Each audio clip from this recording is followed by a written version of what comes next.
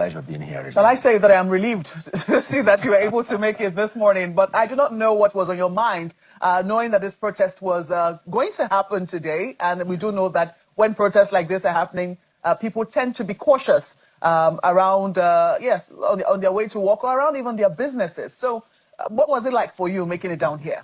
Well, as a man of faith, I've always believed that God will make a way, even where there is no way. Okay. And Nigerians every day are subjected to a whole lot of miseries, hardship, and sufferings. Whenever you're going out to do anything on behalf of Nigerians, you have to take yourself as an ordinary Nigerian. And you have to subject yourself to the risk that every other person is taking. Nothing is going to stop me from doing what I've made up my mind to do. Well, I'm glad that you're here. It is the grace of God. What do you and the make determination to keep moving no matter the circumstance. What do you make of this protest, though? The Nnamdi Kanu protest. There are those who are saying, look, it is legitimate. They're well within their rights to protest. It is enshrined in the Constitution. And there are those who are saying this protest is premature. The matter is still in court. There's progress being made on the matter in court. It seemed at some point that, yes, there was a lull, especially after he was brought back from Kenya. But then there are those who are saying it seems that new vigor has been given the case. Just last week, we heard from the Nigerian Medical Association that he is fit to stand trial. And it does appear that the justice system is now determined to take its course. What are your thoughts on the protests which seem to want to ground the Federal Capital Territory today? Well, first and foremost, the Constitution is very clear. Section 36, subsection 5, that every Nigerian citizen is deemed to be innocent until proved guilty. A nation that detains a human being more than 7 years, and you have him in your custody, and yet you couldn't even reach a judgment as to the culpability of his crime, is a nation that is failing in the dispensation of justice. Justice delayed is justice denied.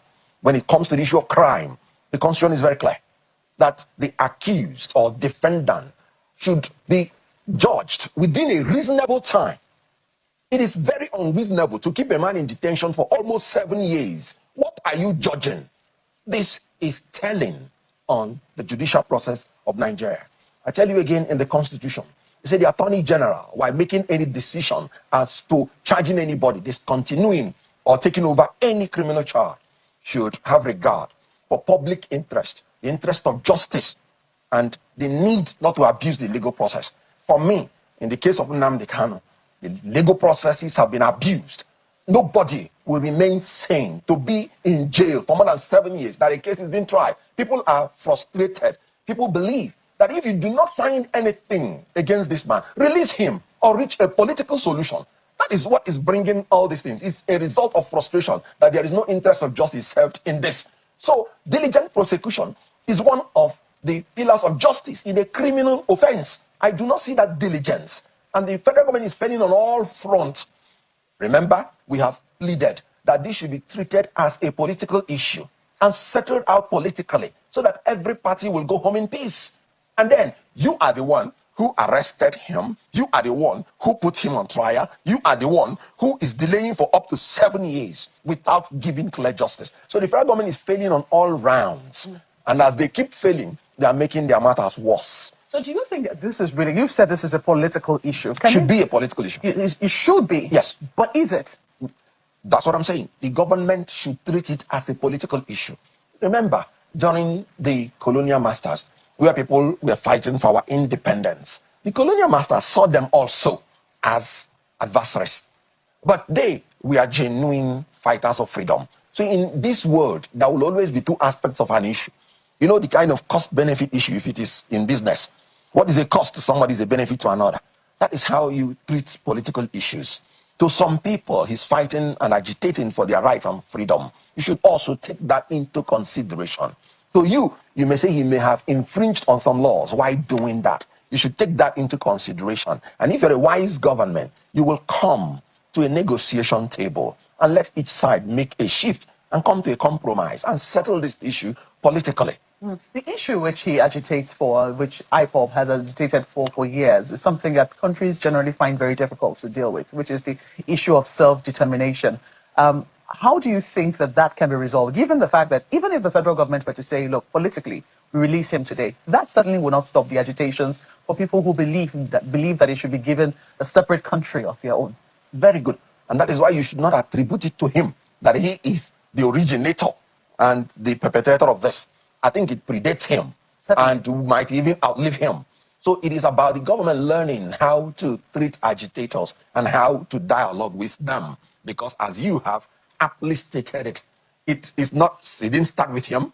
We've had MASOP, we've had other organizations. It may certainly not end with him. So it's about people expressing in their different ways their manners of frustration with the system.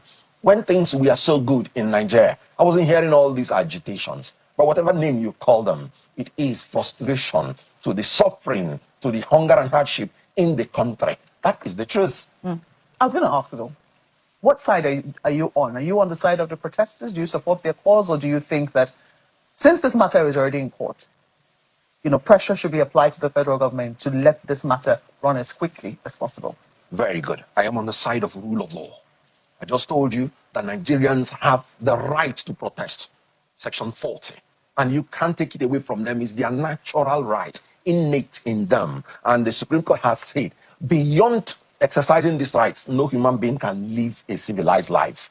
So it is their innate natural right to protest. And it should be encouraged in a democracy. Because when you bottle up all these things, then there will be an implosion and explosion. But when people are allowed to express themselves, according to Section 39, they will ease off their anger. They will feel they've been heard. And then the government will also use it to understand the feeling of the people and know the solutions therefrom and thereat. So the issue is that it is a support to rule of law. What does rule of law say? Somebody is innocent until you prove him guilty. And you must prove him guilty within a reasonable time. When it's unreasonable, it's no longer rule of law. And for me, keeping somebody for 7 years in the name of trial is unreasonable. So whatever it is, it should end now. Nnamdi Kanu should be released. Either the justice system moves at the speed it ought to move. In our laws, criminal trial ought to be held every day until judgment. That is what the law says. So I am on the side of law. I'm on the side of justice. Whether there's marginalization against the Southeast, that is given. So whether people will agitate, that is legal. Their method of agitation should also be legal. And if the government believes somebody has exceeded, then when you're applying the law, apply it legally, judiciously, and judicially. And in the case of Nnamdi Kanu, with respect, I can say they have not lived up to it. Today is also the 5th anniversary of the EndSARS protest. That was one protest that we saw a lot of young people come out to express their displeasure with the way the Nigeria police, or will I say an arm of the Nigeria police, had treated a number of young people over the years, indiscriminate detention. And after a while, the protest morphed into something else and morphed into a general protest of complaint against the state in general and the state of affairs. Sadly, that protest did not end well. I mean, in terms of the conflict that degenerated between federal government forces and the protesters. And that had implications for a lot of people, had implications for businesses. I mean, we saw what happened afterwards, the aftermath of the protest, where businesses were, destroyed and all of that. So on days like this, when, this sort of protests are declared, people usually are very cautious. Businesses are wary. How do we balance this need for protest, which is a legitimate right, and the fears? Because the protesters, yes, they're protesting a certain cause, and I'm sure a lot of people share their cause for justice, but they also fear that it might not end well. At the end of the day, it affects whatever little that they have been able to build within the system. On a sister program this morning, we saw, the complainants come to talk about how the government of the day has pulled down the little business that they have been able to build. That is a demolition, is something different. But when protests now generate to something that actually affects lives and livelihoods, how do we call that balance? This is where the efficiency from the state comes into view. Abroad, it is the duty of the security agencies to maintain law and order. And that includes protecting the protesters and ensuring that they are doing their protest in accordance with the law. There's nothing wrong with the police guiding the protesters on the ways they should protest to make sure that it remains peaceful. If you recall, just like you have enunciated the issue of the EndSARS, when it started, one of their demands was the welfare of the police, telling you everybody in Nigeria is under torture, telling you the nation and the government has failed everybody, including the security agencies. We have seen it. That's why I said Most of what you're seeing in Nigeria is a manifestation of the suffering, of the hunger and hardship in the system, including that of the security agencies. When a man has not eaten from morning and is carrying a rifle, he is always triggered and can be irrational in his behavior against human beings. So the whole idea is that things are not working because the indices are not doing well, and the government is reading out statistics that is more tormenting. You know what George Sylvester said? He said, when a nation's growth is on paper, but its people sinks in hunger, say that's not progress. That is polished poverty wearing a mask of statistics. So when people are suffering and the government of the day is using fake statistics to mask their suffering, it becomes more frustrating because they know there is no end in sight. Because when the government is making that mask, they're hiding under a mischief for the suffering to continue, not a sincere desire to bring about solutions. So Nigeria has become a theater where the government is not governing well and the people are not trusting the government. And that is what you're seeing in the protests. When the NSAS met with government agreed at the initial stage to answer all their demands. But you could still see that lack of trust. They will still go and sit down and say, until we see it implemented.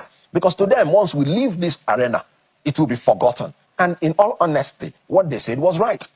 ASU went into agreement with federal government since 2009. Immediately they leave the table, the government forgets it. Till today, 2009 agreement is still being brought to the fore, and strike is being called because of it. So government must live up to the true meaning of its name, protecting the security and welfare of the people, and ensuring under the concept of pacta sunt servanda that a party to an agreement must respect the terms of the agreement. If the government starts respecting the agreement it has with Nigerian people, starting from the social contract, this will build trust in the minds of the people, and continually that trust will build. And when the government makes a promise, the people will not sit down and say, you must fulfill it before we leave here. That is what is going on.